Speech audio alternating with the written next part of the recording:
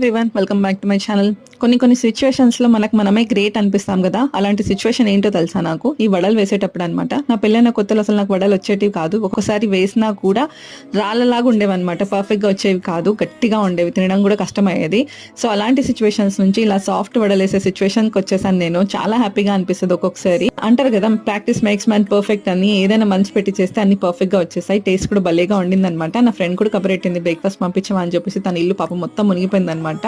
ఇంకా నీట్ అయితే చేసేసుకుంటుంది, water flow అయితే తగ్గింది. ఇంకా నాకు ఫ్లడ్స్ తర్వాత ఫస్ట్ ఆర్డర్ అయితే వచ్చిందనమాట. శారీ అయితే చెక్ చేసుకుంటున్నాను ఏదైనా డ్యామేజ్ ఉందా అని చెప్పేసి. నన్ను ఎవరైతే ట్రస్ట్ చేసి ఆర్డర్ చేశారో వాళ్ళకి పర్ఫెక్ట్ గా వెళ్ళాలన్నదే అనమాట నా కోరిక. సో అన్ని నీట్ గా చెక్ చేసేసుకుని ఆర్డర్ అయితే ప్యాక్ చేసేసుకుంటున్నాను. ఈ శారీ కాకుండా ఇంకా 2 శారీ ఆర్డర్స్ కూడా ఉన్నాయన్నమాట. అవి కూడా డిస్పాచ్ చేసేయాలి తొందరగా.